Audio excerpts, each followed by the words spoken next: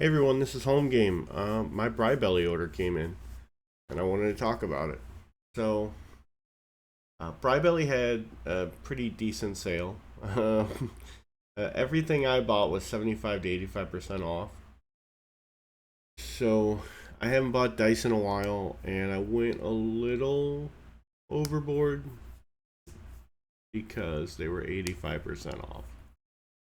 So, these dice sets are normally 450. They're Whiz Dice, which isn't exactly my favorite brand, but the only thing I had bought from Whiz Dice before are the bags of holding, and those dice are pretty subpar quality. Um, it's nice you get a bunch of them. I mean, they roll.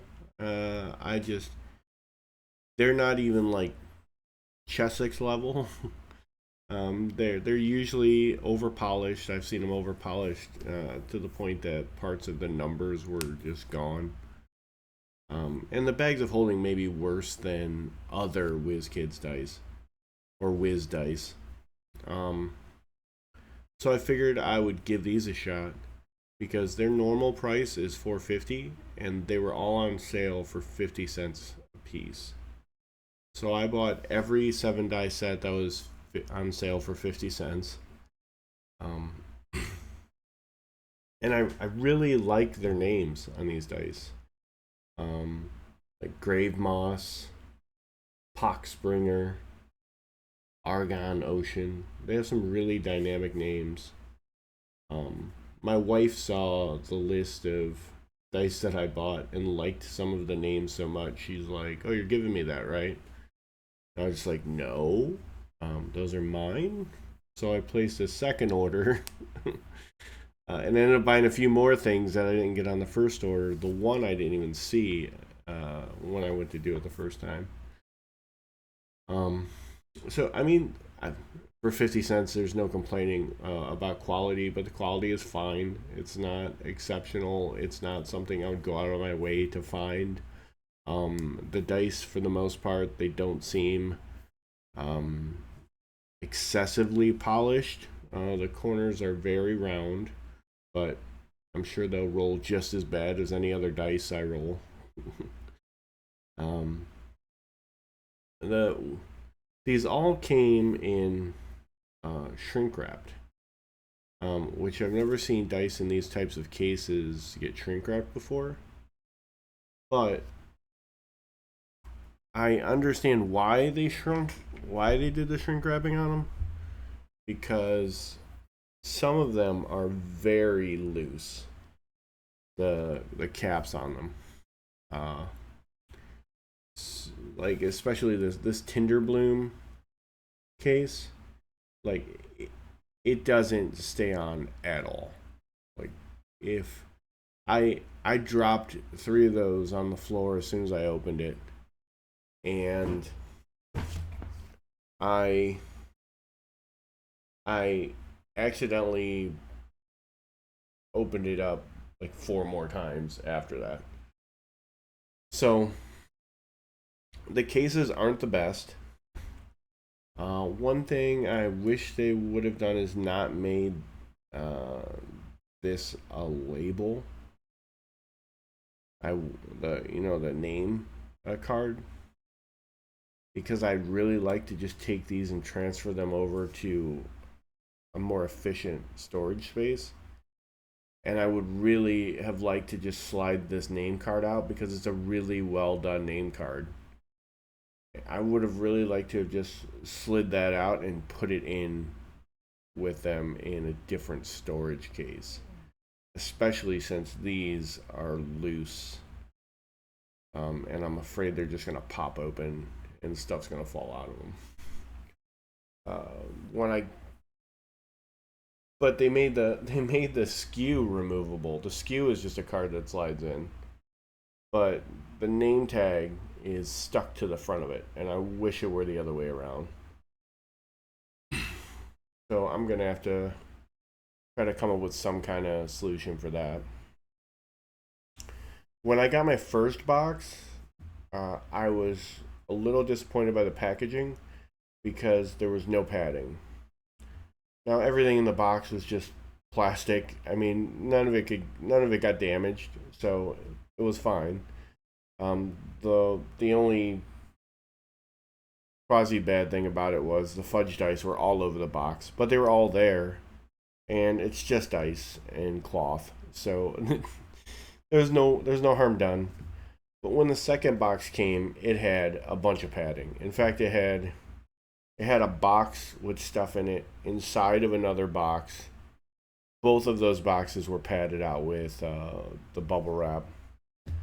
So the second box I got was extra padded. The first box I got had no protective padding.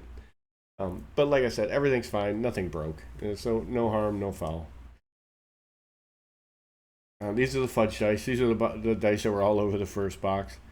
Uh, these were only $1 for 5 sets of fudge dice, so I grabbed them. I've never played a game that requires fudge dice, but I'll use these as D3s. I have more D3s than I could ever need after buying this. But they make perfectly fine 3-sided dice. These are some extra large D20s I bought. I can't remember what they cost, but they were pretty cheap. I only bought things that were on sale, so they the only thing about these is they're very stylized, which means some things might be hard to read. Like I'm pretty sure this on the bottom right hand die, pretty sure there's a 1, but it's really stylized. There's lots of stuff going on. And these have a slightly translucent effect that you can't see in the picture. Like a pearlescent, slight translucent effect. These are Poppy Jasper, I believe. Poppy Jasper dice. These were on sale for $10, down from $40. For semi-precious stone dice, that is outstandingly inexpensive. The only semi-precious stone dice I had before I just got these is they're amethyst rune dice, so you couldn't even use them for a TTRPG unless you were playing like the Ragnarok TTRPG supplement or something. So I was ecstatic to get these because it's only the second set of semi-precious stone dice I have because I didn't want to drop a bunch of money because I'm always looking for a deal. And they were like a reddish brown color, which red, brown, and white are like the color scheme that I shoot for if I'm gonna buy dice. If I pay full price for dice sets, I try to stick to a specific color scheme. Otherwise, I just buy all the dice, and I don't need more dice at this point. I got over 200 sets of dice that I never use because I only play online. But I like the shiny math rocks. So so I took pictures of those so I wouldn't have to try to show them to you on my webcam, which is only like 1080p. But I also bought, and this is what got me to the site to begin with, because I bought a couple of sets of these on Amazon. I paid $10 a piece for them. These are they're meeples that you can use as minis for like a fantasy game setting, like a medieval fantasy setting.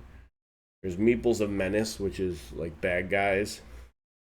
It has dragons, demons, orcs, goblins, zombies. And then there's the Meeples of Might, which are like townfolk and stuff like that. So there's knights, barbarians, rogues, bards, quest givers, kings, mages, rangers, merchants, and blacksmiths. And I'm always looking to shrink down I want to make the smallest travel kit for a TTRPG that you can have and still have everything you need. So this was an idea I wanted to explore. These were on sale on Brybelly for $2.50 a piece, and I paid $10 a piece for them on Amazon. So I picked up another set. I figured even if I give them away, the cost is it was an amazing sale. So I grabbed them, and then I got one of these. I think this was the folding dice tray, and it was $1.50. I don't remember what the original price was. The original price was probably $5. It has some nice little embossed, like knotwork on the side that you can't see, but there's some knotwork here. I don't like, there's like an embossed, you can kind of see it a little bit. You can see the shadow of it. There's like an embossed, stylized knotwork D20 in the center of it. And it's not that I don't like the design, I just don't like anything that a die could land on and get cocked on. It's like faux leather, kind of, with a kind of felt inside. It's got Whiz Dice branded on the back of it. But it was $1.50, down from, like I said, it was probably $5. Everything I bought was between 75 and 85% off. So, and it snaps together in the corners like so you can just throw it in your DM kit, your DM bag, or whatever. This is a little too big for a DM kit that I'm trying to put together, but it was $1.50, and my last one I had got ruined. So the nice thing about this one, because I've had other ones, in fact I have another one, that it doesn't fold, it doesn't lay flat, it like folds in the center, so there's this big crease down the center, and it's all like really thick felt. So it doesn't truly lay flat when you put it together. But this one has a flat base that should set nicely on the table when you put it together. And then I bought this, which I didn't look at the size of it. The size is fine. It was just way bigger than I thought it would be. This dice tray, it's normally $20 on their site, and it was $5, so I grabbed that too. In fact, in a couple of weeks, I might grab a couple more if they're still that price, because it's a nice heavy dice tray.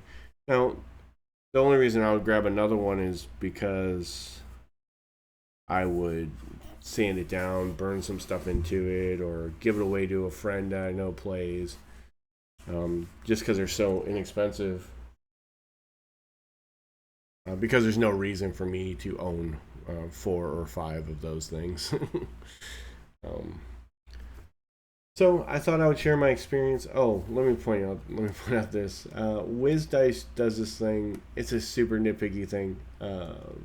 Whiz Dice does this thing on their D8s where they put the 1 right next to the 8. And I don't know if they're running, if they just prefer that, or they think it's better, or they're running into some kind of proprietary thing. But they all, in their molds, they put the 1 right next to the 8, and that always drove me crazy. But I mean, it's not a deal breaker. It's just when you lay out your dice, in theory, you're supposed to put the highest number, the complete opposite side of the lowest number. And all of their dice have the 1 right next to the 8. That's why I took the picture like that, so you guys could see. So, like I said, I just wanted to, I didn't script anything. I just wanted to show you guys what I got, give you a tiny bit of feedback, and hopefully you found it interesting and or useful. And thanks for listening.